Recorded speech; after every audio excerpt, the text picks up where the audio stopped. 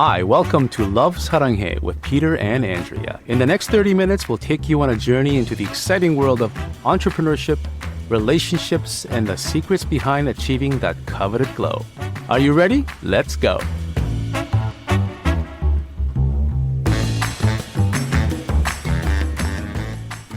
Welcome back to another episode of Love Saranghae with us, Peter and Andrea. Today's episode is one that we get asked about a lot, and that's, why do you have two skincare lines? What's the difference between Saranghae and Aurora? And how do I know which one is right for me? So we're pulling back the curtain and sharing the full story with you today, from legacy to innovation, from healing roots to cutting-edge science, and how these two beautiful brands are not competitors but complements. Whether you're just discovering us or have been a long-time fan of our two lines, this episode will help you understand why our customers love both and how we've bundled them together to give you the best of both worlds. All right, Peter, are you ready? Oh, I'm ready. Answer Always this ready. question. You're born ready.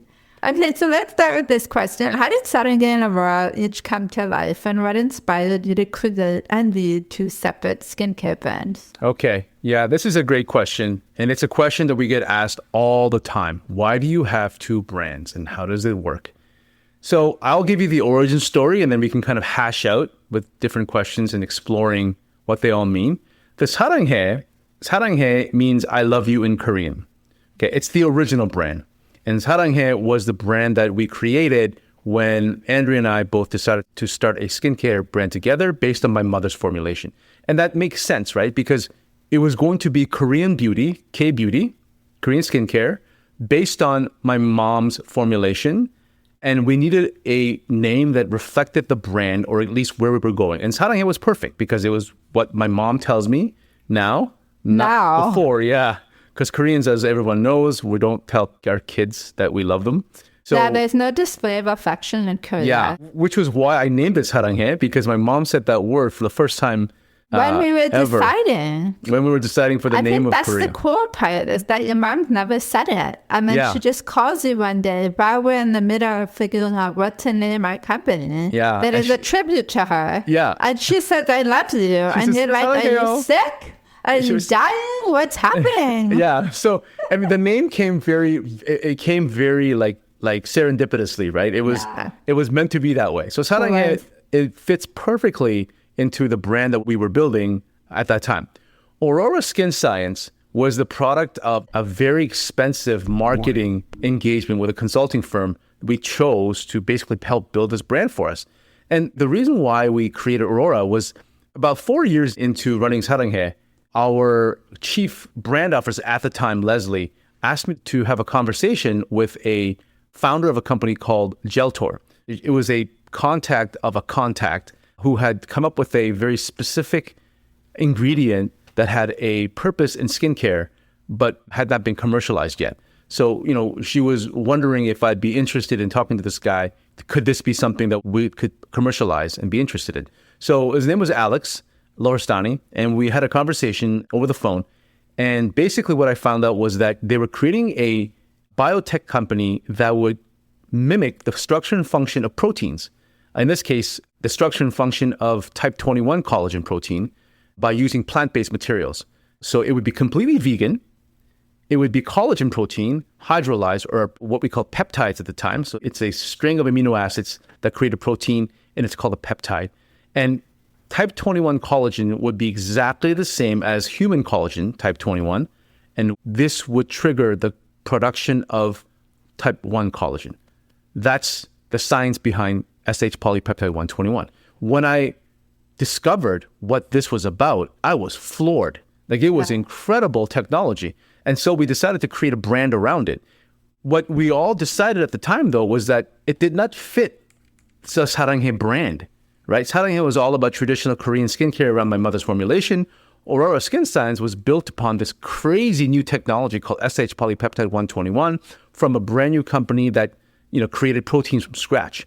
So we thought it was just in our best interest to start a brand new brand based on this technology. And our dream was to create a whole new skincare brand that revolved around new technologies. So SH I have to polypeptide would be just the... say this on record that I did not agree with this ever. Yeah. My wife, Andrea thought it was not a good idea, but my goal was to create a whole line based on just pure scientific discoveries like polypeptide 121. So that was it. It wasn't just supposed to be specific to skincare. You were looking at growing bigger in a different way. But yeah, that's right. The way I saw it was you have this incredible following of people who already know you, already love you, already trust you. Yeah. Why don't you start over and build from the ground up again when you don't have to? Yeah, that's a great question looking back. I understand why you did it, but I didn't agree, and I just have to have that out there on record. Yeah, I mean, in hindsight, it made sense, right? It made complete sense what my wife is talking about. And that's exactly what we did about 3 years after, which was we introduced it to the Saranghae audience, and it took off after that, which, kind of proved my wife's prescient thought. But at the time, it made sense to me. What you've learned from this is I always know best, okay? Yes, happy wife, happy life. Look, just do whatever I want, that's all. Okay, so look, come on. How do the two lines complement each other? Because what happened is we brought in Aurora, we joined the two brands together, and people started asking all kinds of questions, like, which one is better from... Yeah, or can I use them together? Is it safe with pregnancy? I have sensitive skin. So what are the differences between the two lines? And how do the two lines complement each other? But is that okay? Yeah, so it just so happens by sheer luck.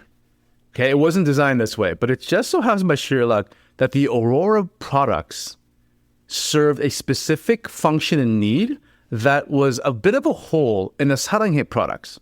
So the Saranghae products, because it was created by my mother, was really focused on deep moisturization, hydration, skin healing, because that's really what Korean skincare is all about, for an older audience, because it was always meant for an older audience. That's why the Saranghae products are usually, especially the Firm and Lift, are very heavy. It's not very heavy, but it's heavier. It's a thicker formula. It's a thicker formula, because that's what Koreans like. Right? Especially older Koreans. Aurora was much lighter. It was fast absorbing. It didn't have any scent at all. So the original Saranghae products had no scent at all. It was quick absorbing, and it was really good for oilier skin in summertime. So it really suited a whole different type of use case scenario. And again, this wasn't done on purpose. No. It just so happens that we felt that the absorption of the SH polypeptide 121 into skin would be better served if it was a lighter formulation with quick absorbing. So lo and behold, when we combined the lines together, Aurora filled the pocket of need that Saranghae had, which was a formulation for warmer temperatures. Think like summer in Florida, right? Extremely humid. For a younger audience, so think customers in the 25 to 30 demographic. I would say the 25 to 40. 25 to 40, like who are looking for a lighter formulation. It was a formulation that competed directly with retinol at the time. Because at the time, we didn't offer concentrated correctives. Right. Aurora was a line that had an ingredient that's clinically outperformed retinol, or retinoic acid as well, in collagen production in the skin. Right? So it really helped kind of complete the line. And again, it was by complete accident. I know. And the cool thing about Aurora, too, I want to add, is that for people like me who could not use retinol, and could not use concentrated actives for a long time, Aurora was a solution. Like, I could be pregnant and I could use Aurora. I could have sensitive skin. I could be breastfeeding and I could use Aurora. There were no side effects. Yeah, and so what's really also interesting is that the marketing was completely off too. Like when we first launched Aurora, we were going after the vegan audience, right? Because it was launched the same time as the plant-based burgers, right? So we were going after the vegan audience. And that was completely the wrong audience, right? So it wasn't necessarily the wrong audience. It wasn't just about being vegan. That's right. It wasn't just about that. We had looked at a very narrow focus, and it ended up being a much larger use case. Well, the cool thing is we didn't come to this on our own. It was our customers. So they started mixing and matching. Yeah, that's right. And then we were like, oh, this is kind of... And then we started mixing and matching. And then it became my daytime formula and my summer formula. And then Saranghae Firm and Lift became my nighttime skincare. or the winter. So it became like, okay, if it's really hot in summer, then I use Aurora. And if it's cold in winter and dry, then I use the Saranghae Firm Lift. And I think that's what happened with all of my customers too. Yeah, so that's cool. Exactly right. Kind of cool. Yeah. So I'm going to just show an example of what a blended routine might look like so that you have an idea of what we're talking about. But for example, right now, at the time of recording, it's June 18th, 2025, and it's really humid outside today. So what I would do today, I would use a double cleanser, our toner, then I would put my eye cream, I would use the Aurora Bioactive Collagen Serum, and the Aurora Bioactive Collagen Cream, and then the SPF. And that's my routine in the daytime. And then at night, I would use the cleanser, and then instead of the Aurora, I would use the Saranghae Deep Radiance Serum, and I would use the Saranghae Firm and Lift Regeneration Cream. And that's how I would blend the two together. Yeah. And then other people, they'll use the Aurora Serum because they want that collagen in their skincare, but they'll use the Firm and Lift day and night. Yeah. So it's really dependent on your skin concerns, on what they're trying to, what problems they're trying to solve, as well as your skin age and your skin type. Yeah. I want to actually highlight one point that Andrea actually just started, which is everybody's skin is unique. So one product may not work for person A, but it may work for person B. Some people may be able to use retinol and it will work really well for them. Some people not. Those same people might be able to use the Aurora Bioactive Collagen Serum and Cream, and it may work better for them. Some other people will have better results when you combine the two together. So if you combine a retinol and then an Aurora Bioactive Collagen Serum, it may further boost collagen production. My point is that just because one product or one routine works for someone does not mean it'll work for another person. Most of this stuff is kind of average, but there's a lot of people in the outliers, in the tails, that will react better or respond to a different skincare routine. So some people might ask, why do you have 3 different products like collagen? It's because one is not going to work for everyone. It's going to be a mix, or it might be something else. And also, if we look at skin cycling, when you use the same product forever, same ingredients, same everything, the skin gets used to it. And then what happens is the impact of that skin routine becomes less. So what you want to do is you want to switch out the skincare products every, 60 days or so that your skin is always being challenged to rise to the occasion, if you will. So for example, that's why I use Aurora in the summer, and I use Saranghae in the winter. Yeah. And then in between, I mix them up. Yeah. It also works with my actives. So if I'm using vitamin C, I don't use retinol. And then when I'm done my vitamin C bottle, then I'll use retinol until I'm finished that. And then I'll go back to vitamin. So that's how I always keep my skin fresh and ever-changing. Yeah. Well, one little caveat to Andrea's, and Andrea's correct, but Andrea's statement is that the anti-inflammatories, moisturizing cream like the Firm and Lift, you don't need to switch them out every 60 days. You can switch them out and something else. That's right. Yeah, it could be a year or two. The actives I'm talking about. Yeah, we're talking about the actives, like retinol, vitamin C, niacinamide. You need to be able to cycle them on and off, just like exercise, right? Because that gives you the largest amount of efficacy for the littlest amount of side effects. That's a good way to describe it. It's like exercise. If you keep doing 10 squats every day, eventually it's so you got to mix it up. You're getting nothing out of those squats. And now you need to do 20 and so on to keep the body and your muscles challenged. So it's the same thing with skincare.